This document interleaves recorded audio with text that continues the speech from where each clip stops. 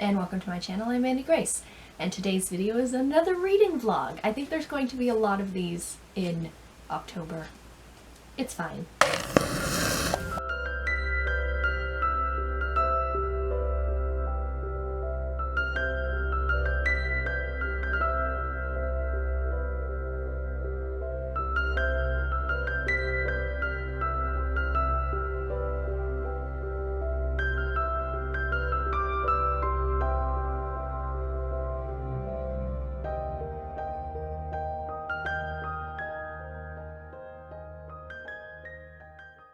I'm going to be reading Meet Me at the Summit by Mandi Lynn, and I'm actually really excited to read this book for two reasons.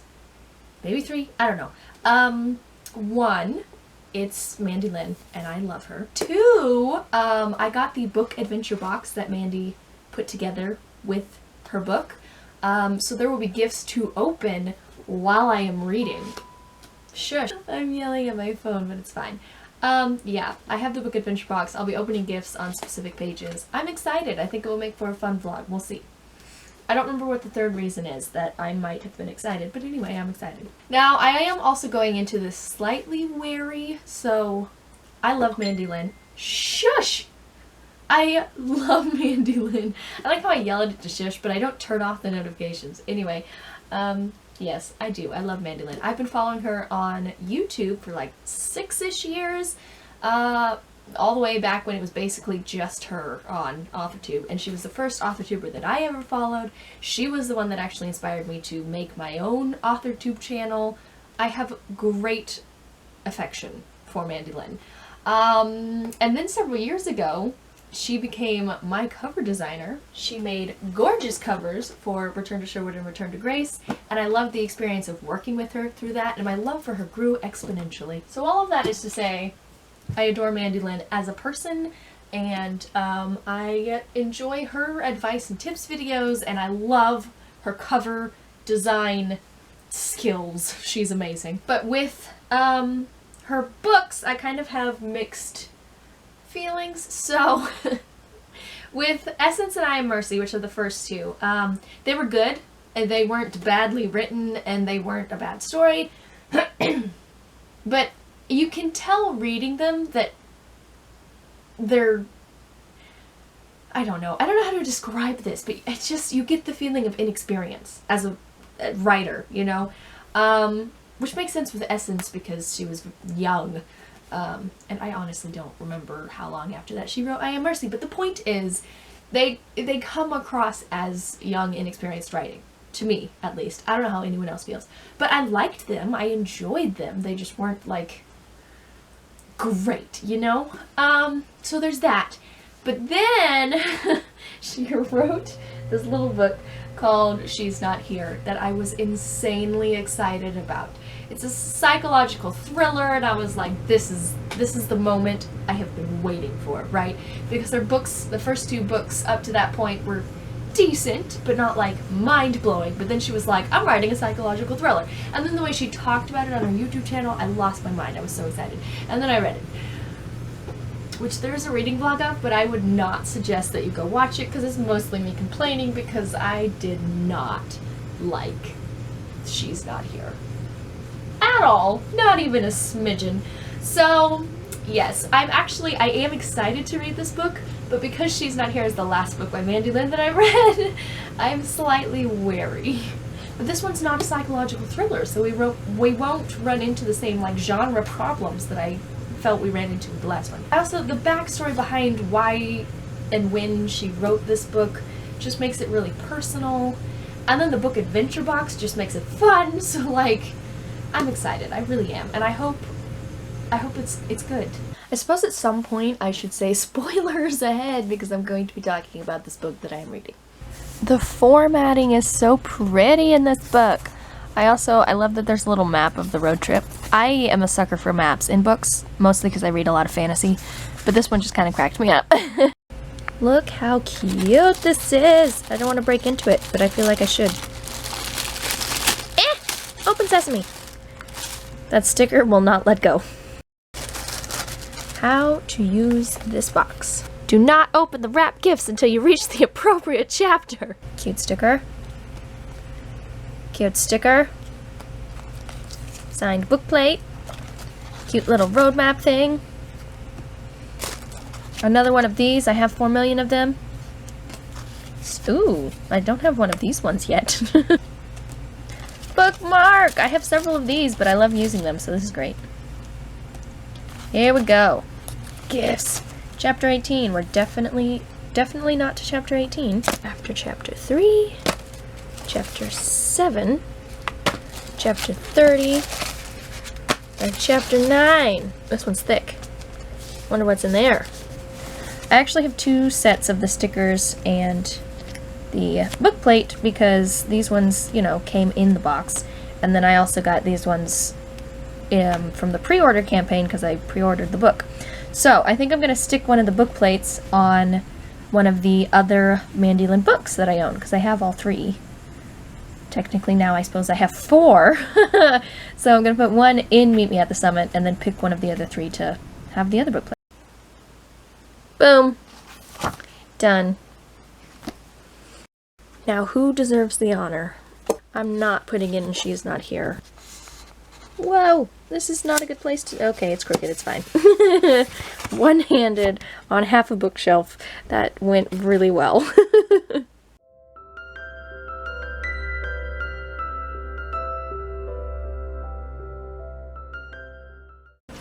we go. Oh, it's cute.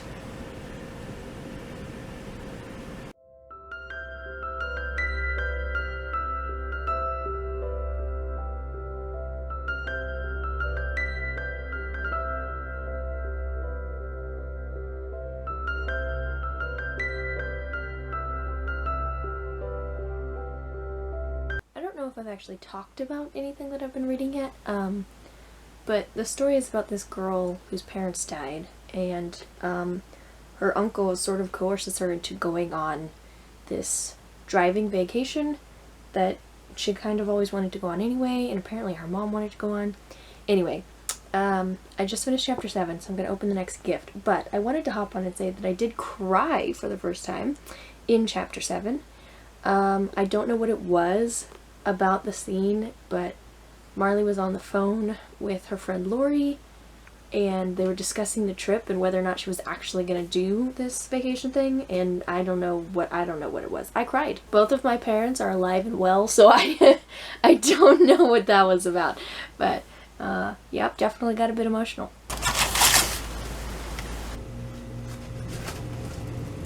Whoa. Fancy. What's happening here? Oh, I broke the Ziploc. Are these lights? Are they little twinkle lights? Because she put lights in her, in the van. In the bus thing. The van bus. Wait, how does it work? How do I turn it on? Is there a button? Is it this? It's little twinkle lights. That is too cute. Oh my goodness. These are gonna have to go up somewhere. This is too cute. Ha! I love it. It's too bright. You can't really tell what's happening, but I put them on my favorite shelf. Wait, I should tuck this out of sight. We don't need to see that. Boom. They might not stay there, but look how cute this is. I finished chapter 9, and I cried again, but it's time to open the next gift. This is the thick one.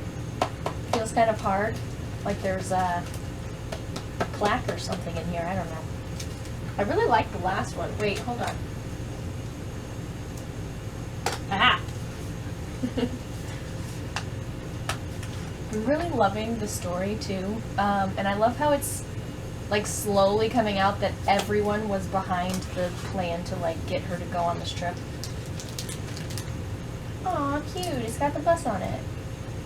The van bus.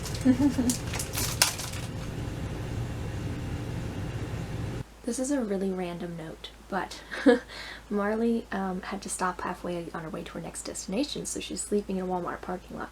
And my family used to do that quite a lot when we were on vacation. I slept in a lot of parking lots.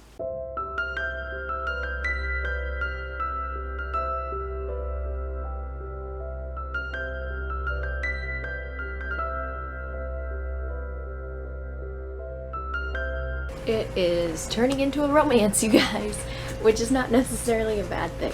But, yeah, Marley found a group of people to hike with, which was lovely. And the girl, Stacy, that she's hiked with a couple times, happens to have a brother who's apparently attractive, who has also been hiking. And I feel that this book is turning into a romance, which is not necessarily a bad thing. I enjoy romances. So anyway, I just thought I would update you on that. So far it's been cute and sweet and it's fine. They're basically just hiking. And yeah, Marley has a crush and she and her best friend have sort of been, you know, doing the girly thing about it. But, yeah, I don't know. I don't dislike Dylan. He can be the love interest. I'm fine with that. But if the rest of the... I want to say halfway. It's slightly more than halfway. But anyway, if the second half of the book is like purely about the romance, I'm gonna feel weird about it, because the whole book is about her grief, you know, and overcoming her grief and that sort of stuff. So I'm interested to see where this goes. But we just found out that Dylan lost his grandfather a while back, and he's also doing a hiking thing in honor of his grandpa, because his grandpa hiked a bunch of 14ers in Colorado. And so Dylan's trying to complete the whole list of the Colorado 14ers to honor his granddad, and Marley's on this whole like drive thing, sort of inspired by her mom / dad. So anyway, I do think that it was kind of cool that they both have like this grief connection to why they're doing what they're doing, and that's how they met. They haven't really discussed that yet. I came to that conclusion on my own. But I'm interested to see if that weaves into the story at all. And I'm interested to see if it stays focused on Marley and her grief, or if it turns into a romance. And I really don't know. I never know what to expect with Mandi Lynn, because, like I already said at the beginning of this video, I do really love her and respect her as a person, and as a cover designer, and like as a businesswoman, because she's really put together her author platform like spectacularly well. But I'm not in love with her books. Essence and I and Mercy are okay. I was deeply disappointed and offended by She's Not Here.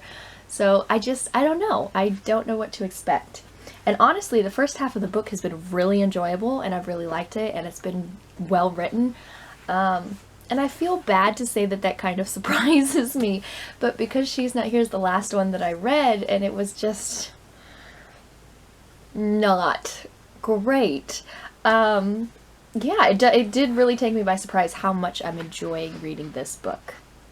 And I am really enjoying it. So, yeah, that's my update.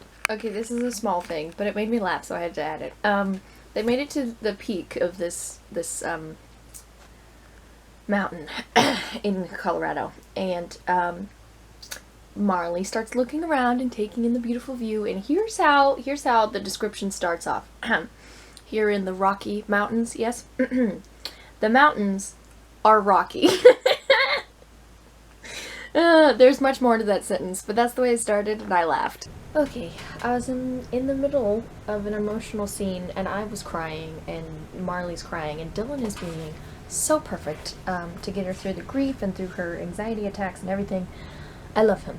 But anyway, I was in the middle of the scene, and then I got sucked out of it because the formatting changed all of a sudden. So we're perfectly normal. Boom. I don't know if you can tell, but starting with the what about your job, it's a different sized font. For the rest of the page, it's distracting. When looking at it on the back of the camera, it doesn't look that obvious, but I swear in person it is really obvious and really distracting. Let's see what we've got. The stickers are so sticky. Oh, it's a big envelope. I did not put that together. Hey! I knew it was going to be this. I knew it when reading the chapter about this photo. I was like, she's definitely going to have the photo.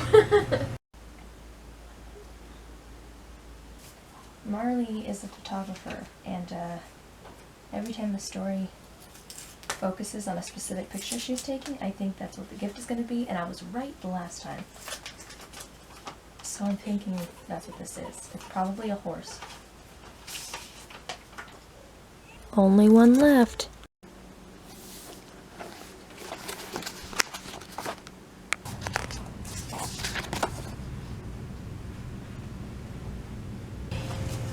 Last one. I'm really hoping it's Bubbles. I cried so much in that last chapter. Please be Bubbles. It's Bubbles. Wow, you will have to read the book to understand that. I am blind. The early morning sun is too bright. I need the trees. Oh, there we go. I am back at the farm, ladies and gentlemen. Because I'm visiting family, but it's not going to last long. But I thought, as long as I was here, I should do the end of this video out here in nature, because this was kind of a nature book. I'm not hiking, I'm not on a mountain, we're not meeting anybody at the summit. I can see spiderwebs glinting off of... No, I can see sunlight glinting off of spiderwebs. I was going to say that the other way around, which doesn't make any sense. We're turning around, I hate spiders. Anyway, point being, nature. Yes, I finished this book. I cried several times throughout, teared up. The emotional journey through Marley's grief was really good, really well written. Honestly, that's always been the best part of Mandi's writing in all 4 of her books that I've read now. Yeah, she captures the emotional arc of her characters really well, so that was really good. Also, this one was just a really sweet read, and I really enjoyed it. Going through the gifts with the book adventure box was also a lot of fun. So yeah, the whole experience was delightful. It was interesting watching the grief arc and Marley going through it because she was hopeless. This is the part where I may turn off many watchers, but here's the deal. I am a Christian. I love Jesus. He's a daily part of my life.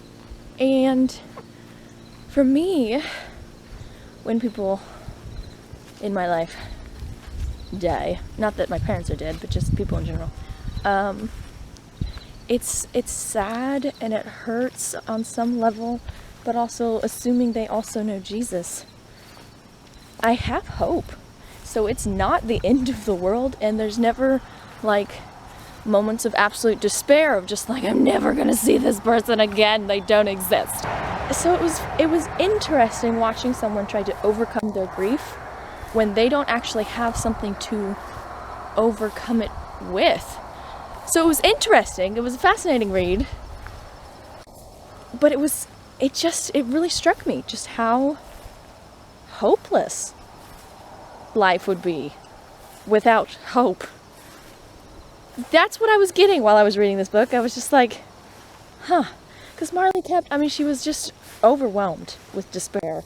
And she kept saying things like she was, never going to get through this. And like, where's the light at the end of the tunnel? There is no light at the end of the tunnel. I was like, you're right.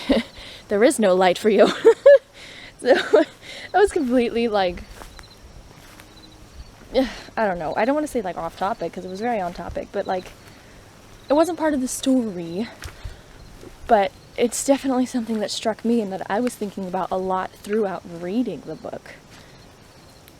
I'm just so grateful I have Jesus, guys. That's what I got. This tree just threw some fruit at me, which I think is very rude. I'm waiting to see if it will do it again. Why are you throwing fruit at me? Be nice. And going through the gifts with the book what? Oh, my shoes are covered in grass seeds. It's fine. It's very wet out here. It's dewy, it's chilly. Fall is coming and I'm so excited because I can wear my long sleeves because I like my fall-winter outfit, like, selection. Much more than my summer stuff, because in the summer I just wear t-shirts, basically.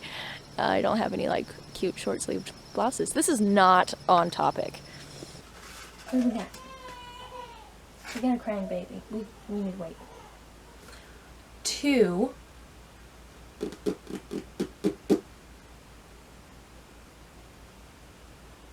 I've forgotten all of the reasons. What were my reasons? Why am I excited to read this book? I genuinely can't remember. I had 2 solid reasons and then a third that popped in my head when I said I have reasons. And now I can't remember any of them.